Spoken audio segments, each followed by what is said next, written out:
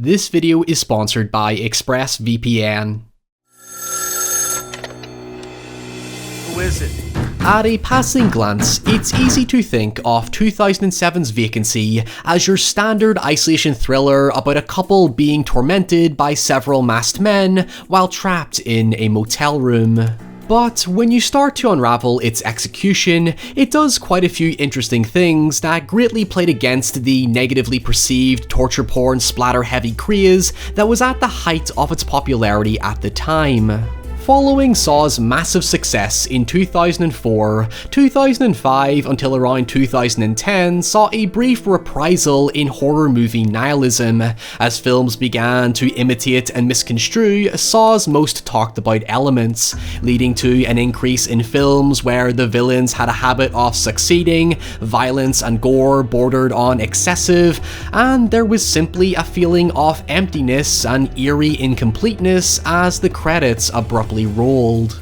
Now, obviously nihilism is a long existent and meaningful trope within the genre, and I have talked about how some films at the time were already exploring it as a reaction to the uncertain new millennium and being a byproduct of modern artistic movements. However, this specific window of nihilism that stemmed from Saw indirectly popularizing it is arguably one of the most mean-spirited eras in horror cinema. Because for every socially and historically contextualized film looking to disassociate from the emergence of unfair labels that made their use of violence seem shallow and reductive, there were plenty of films, especially in Hollywood, happy to bank solely on making the audience feel bad and disgusted, with rarely any moments of levity, which is an equally crucial part of the genre that shouldn't be forgotten. While Vacancy was part of the trend, it ultimately didn't stand out and instantly fell into obscurity.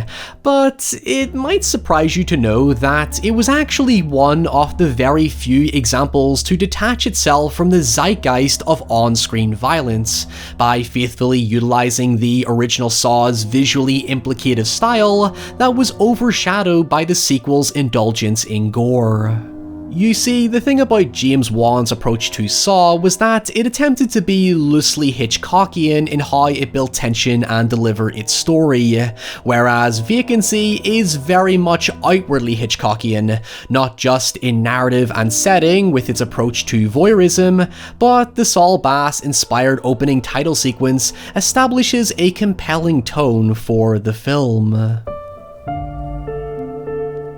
For context, Vacancy tells the story of a married couple called David and Amy, who are forced to spend the night at a secluded motel after their car breaks down, and upon inspection they discover the motel is actually the setting to a snuff film ring, where guests are viciously tortured and murdered, and their deaths are recorded and sold to sinister buyers.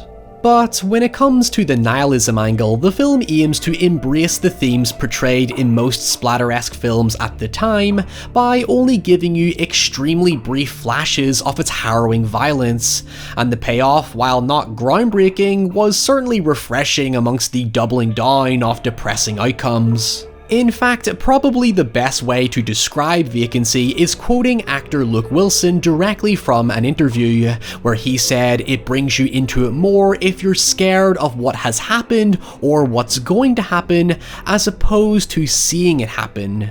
In other words, Vacancy plays on the expectation of what we've been conditioned to see in these types of films. At some point, you're anticipating it to turn incredibly nasty, as if it's foreshadowing the inevitable of seeing this couple suffer the same pain and torture as previous victims. But remarkably, you don't. That nihilism that manifested throughout horror at the time is used as a red herring to build this bleak narrative in your head that's thankfully never played out.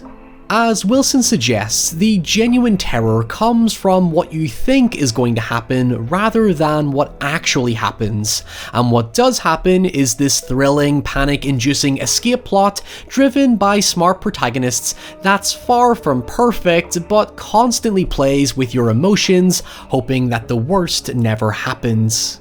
The film doesn't withhold the danger from you. It quickly builds and maintains this persistent boiling point. Early on, when the couple enter the motel reception, they hear the grueling screams of what they think is a random horror movie, as the motel manager Mason tries to play off a quirky, bored persona that you immediately see through.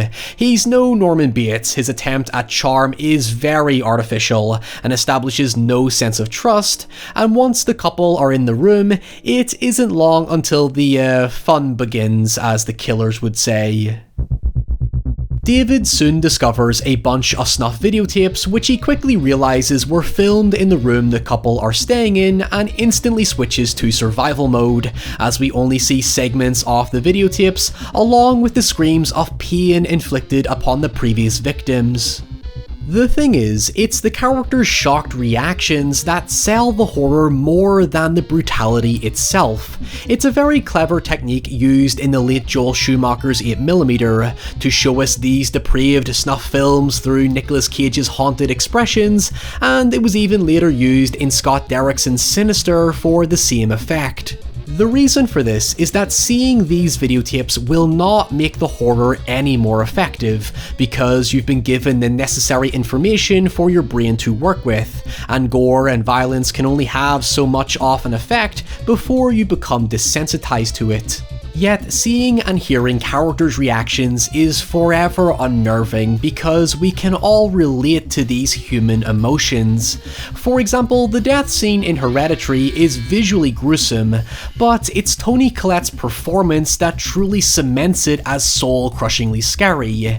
In Vacancy, those screams are juxtaposed with David and Amy frozen in fear, creating this very powerful stimuli of what is going to happen to them if the killer break in, and even though we never see it, your imagination has already created a repulsive image for you without the film having to directly act upon it.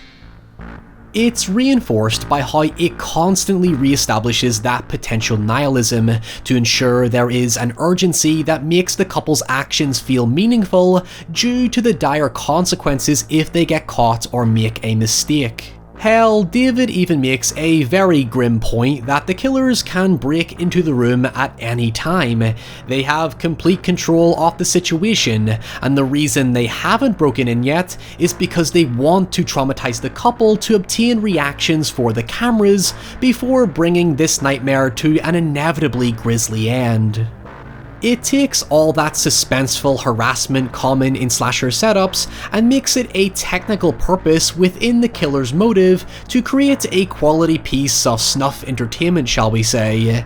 That's why the tapes are out in the open. The killers want the couple to find them to ignite their emotions and spiral them into panic, and thus disempower them until the killers get bored and break in. However, what the killers were not anticipating was a couple already fueled by repressed rage and resentment who really are not in the mood for their shit. It was only inevitable that one couple would be capable of fighting back, and David and Amy are not only intelligent, but have reached an absolute emotional tipping point that this ordeal essentially becomes a necessary adrenaline rush for them.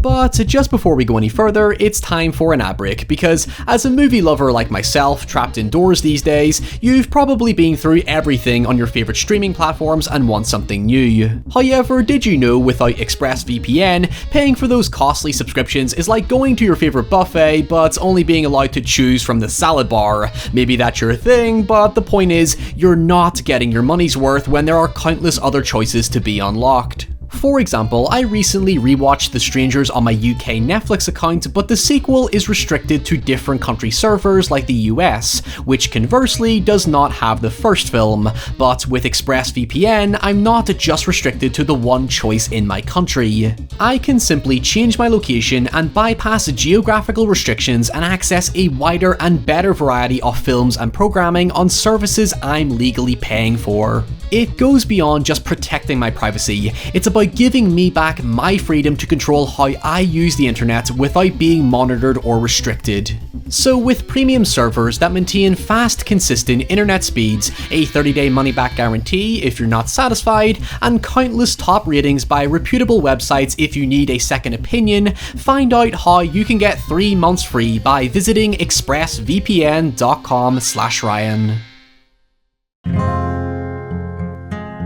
So we learn early in the story that David and Amy are planning to divorce after their marriage collapsed following the death of their son, who is implied to have died in an accident caused by Amy, leading to her intensive use of antidepressants that leave her a bit zoned out for a large chunk of the movie. It's certainly an interesting way to go about showing growth in their relationship as the night moves along, because they are torn apart by death and then seemingly brought back together by it. Seriously, before the killers show up, these two fucking loathe each other, as there are a lot of emotions bubbling up that are unleashed in a surprisingly composed way as the couple eventually rekindle their love as the prospect of death begins to feel inevitable. The couple perpetually fight back their inner nihilism, and you really sense their efforts to remain positive in a situation that emotionally and physically drains them. There's actually a lot of stuff in here that is very similar to what Brian Bartino did with The Strangers the following year that makes them fairly comparable. They're both about couples in strained relationships who are initially harassed by loud noises until the killers make their presence known before eventually getting bored and attacking them. But I feel the chemistry between Kate Beckinsale and Luke Wilson as a turbulent couple is much more convincing as it's given the most focus, whereas The Strangers places more attention on the killers. What I think makes it realistic is that you're not really made to traditionally like them as protagonists, but rather empathize with the bitterness they feel towards each other that then noticeably withers away when their anger becomes redirected towards protecting each other, showing that their feelings for each other are still there and can be reignited. Although, if you think too much about the situation itself, you will start to ask a lot of questions, like what if multiple people stay at the motel? How do you get away with hundreds of murders? It's America. What if your guest happens to have a gun? In fact, David even pretends to have one before the killers call his bluff. There are many flaws in the killer's operation, but in its defense, I would argue that the film does eventually show how they're defeated by their own complacency, having gotten away with it for so long. But to talk about it involves going into ending spoilers, so brace yourself. So I guess you could say the climax takes the abruptness of many horror movie endings at the time and brings it to this weirdly semi-satisfying payoff. Eventually, David has Amy hide in the roof of one of the rooms and attempts to get a gun from the reception only to be instantly stabbed, leaving Amy to hide alone in the roof until sunrise. At this point, she accepts her fate and makes a final effort to escape and successfully gets to a working car, where in the process, she inadvertently kills two of the killers by crashing the car through the motel room. That's what I mean by complacency defeating the killers. Amy doesn't plan to fight back, the killers just desperately and carelessly throw themselves at her and cause her to crash, thinking she would be the one to be disadvantaged because the killers are so used to always having the upper hand. It's like a twisted little punchline that mocks their arrogance because it's ironically the most visually violent scene in the entire film, and has a realistic spontaneity to it that you're just not prepared for, thus playing against your expectations once again. The film does try to pull one last bluff of nihilism when the hotel manager very viciously attacks Amy, only for her to fight back and kill him, with a lingering shot of ambiguity if he's really dead, but it's just another red herring.